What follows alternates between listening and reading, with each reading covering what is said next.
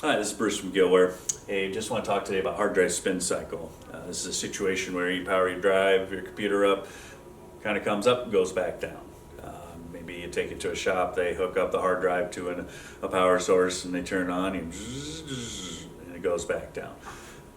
Here are a couple main culprits, if you will, for this happening.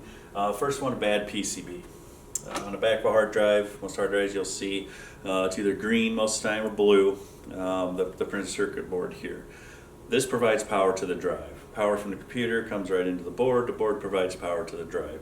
It spins the platters and powers the read-write heads moving over.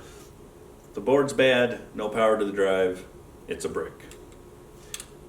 Second one, if the motor itself is failing. Maybe there's power coming into the board, but the motor, maybe it's wear and tear, maybe the drive got wet, there's corrosion, there's other different possibilities there as well. But if this motor doesn't spin and spin those platters, allow the read-write heads to go onto the platters, ride that cushion of air on those platters and read data, write data, do its job. Again, if those platters don't spin, this is a brick, a doorstop, an anchor for a small boat.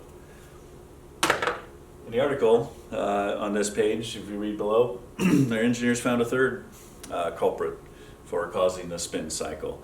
So take a read, find out what our engineers found in the lab that was causing this, and if you have any questions or you run into a situation like this and you need some help, please give us a call. You can find our 800 number on the site or click the buttons below. All right, thank you.